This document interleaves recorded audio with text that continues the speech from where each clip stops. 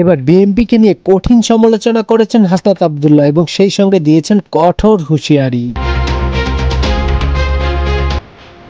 সেদিন থেকেই রুমিন ফারহানারা ৩২ ভাঙার জন্য তারা মায়া কান্না জুড়ে দিয়েছে। সেদিন থেকেই বুঝে গিয়েছি যে এই দল চাঁদাবাজদের অভয়ারণ্য পরিণত হবে।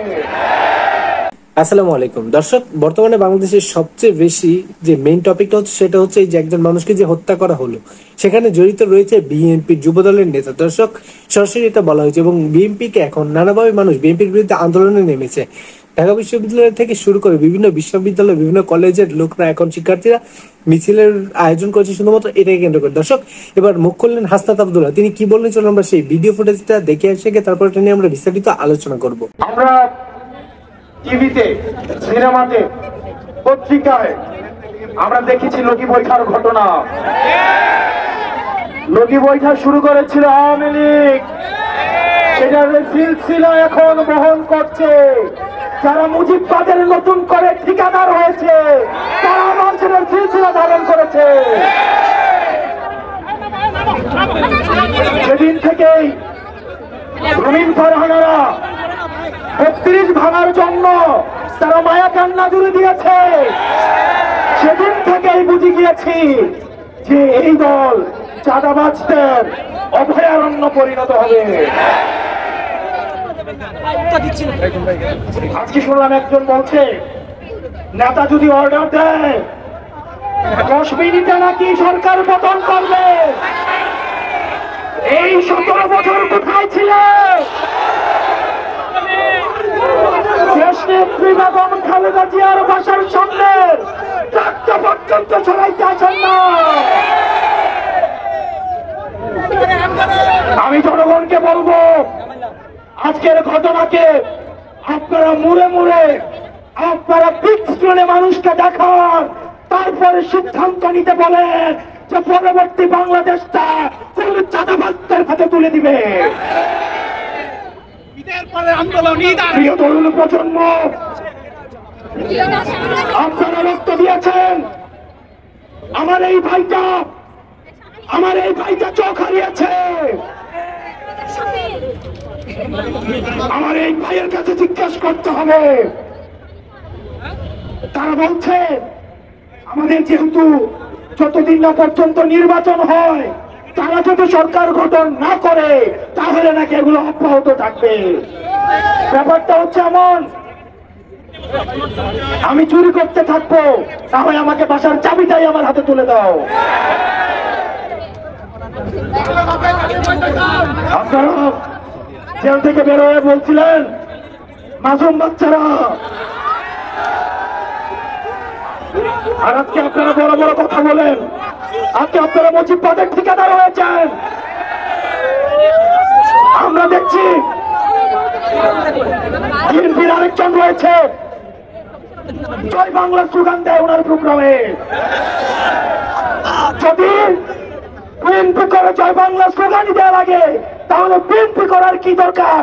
আওয়ামী লীগ করা উচিত। এই ভোটপর্যের জন্য বিএনপির ত্যাগী কর্মীরা আজকে বঞ্চিত, নির্যাতিত, নিপীড়িত।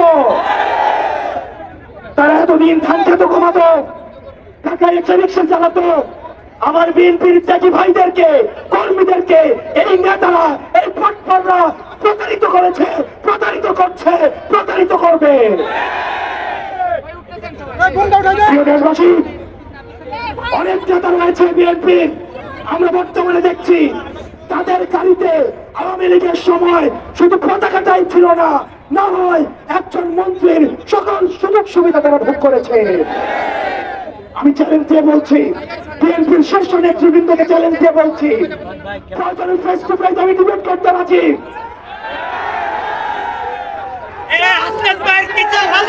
আপনারা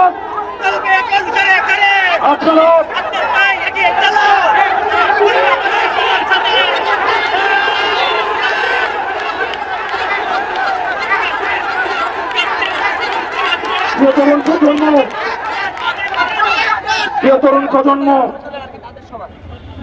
আমাদেরকে ভয়ভীতি দেখানো হয়। আমরা যে এই জীবনটা যাপন করছি, এই জীবনটাই আমাদের বোনাস জীবন। আপনি কারে বই দেখাবেন?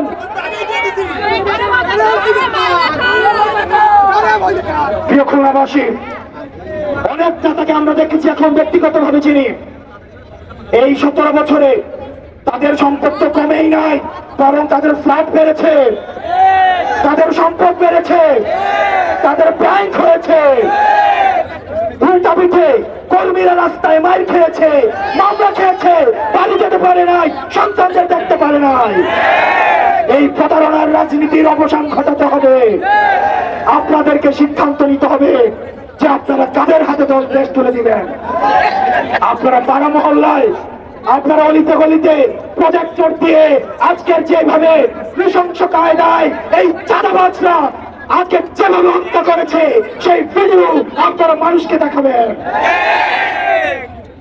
প্রিয় তরুণ প্রজন্ম, আমাদের অনেক দায়িত্ব রয়েছে। আমি গতকাল বলেছিলাম, আমাদের দেশের ভাগ্যা চাষে সংকট ঘনীভূত হচ্ছে। এই সংস্কার পিছিয়ে দিয়ে আমরা দেখেছি তারা আওয়ামী লীগ নিষিদ্ধেও তারা বেজার হয়েছে।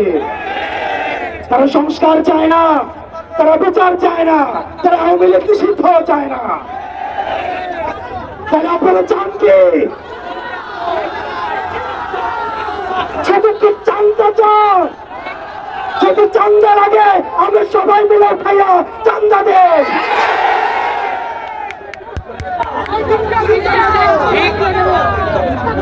বিএনপি নেতৃবৃন্দকে বলবো, আমি সম্মান রেখে বলবো, আপনাদের অনেক রাজনীতিবিদের বয়স আমার বয়সের আরো 3 গুণ। আমি আপনাদেরকে বিনয়ের সাথে আমরা অনুরোধ করব, আপনার এই তরুণ প্রজন্মকে বুঝুন। আওয়ামী নেতৃবৃন্দ, আওয়ামী লীগের চারটার ক্লোজ হয়েছে, কারণ তারা আমাদেরকে বুঝে নাই। এই তরুণ প্রজন্মের ভাষা বুঝে নাই। জনাব তারেক রহমানকে বলবো, যদি আপনি 80 বছর মানুষের দৃষ্টিতে বাংলাদেশকে দেখেন, তাহলে আপনি ভুল করছেন। আপনার দলের তরুণরাও আপনার দলে বঞ্চিত। আপনার দলের তরুণদেরকেও কথা বলতে জায়গা দেওয়া হয় না। তারা আমাদের কাছে আসে, বলে তোমরা এগুলো নিয়ে কথা বলো। তারা আমাদের কাছে আসে, বলে যে তোমরা বলো যে বিএনপির কাউন্সিল কবে হয়েছে, এটা কি তারেক জিয়ার মনে আছে? বিএনপির অনেক নেতৃবৃন্দ আমাদের কাছে বলে, আমরা বলেছিলাম আমরা রাজনৈতিক খেলার নিয়ম পাল্টাবো, সাথে সাথে আমরা খেলাকেও পাল্টাবো। এই জেনজিকে আপনারা চিনেন না এখনো। এই জেনজিকে টাকা দিয়ে কিনা যায় না। এই জেনজিকে কোনো পয়সা দিয়ে কিনতে পারবেন না।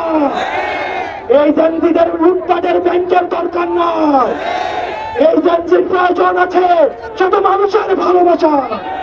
দর্শক, স্ক্রিনের মধ্যে আপনারা সেই গুরুত্বপূর্ণ ভিডিও ফুটেজটি দেখতে পাবেন। দর্শক শ্রোতা, আমরা সকলেই জানি যে বর্তমানে বাংলাদেশের মধ্যে যে একজন ব্যবসায়ীকে যে হত্যা করা হলো, সকলের সামনে প্রকাশ্যে এই রকম অসহনশীলতা হত্যাকাণ্ড থেকে বিরত রাখার জন্য বিএনপির বিরুদ্ধে কঠোর ব্যবস্থা নিতে চাচ্ছে এখন ছাত্র জনতা। দর্শক, এবার ক্ষিপ্ত হয়ে রয়েছে ছাত্র জনতা বিএনপির উপর। বিএনপির কিছু নেতাকর্মীদের জন্য এই অবস্থা হচ্ছে এখন পুরো বিএনপির দলের। দর্শক, বিএনপির যুবদলের নেতার এইরকম কাজকে আপনারা কি মনে করছেন এবং আপনারা এর বিরুদ্ধে কিরকম ব্যবস্থা চান তা অবশ্যই কমেন্ট বক্সে জানিয়ে যাবেন।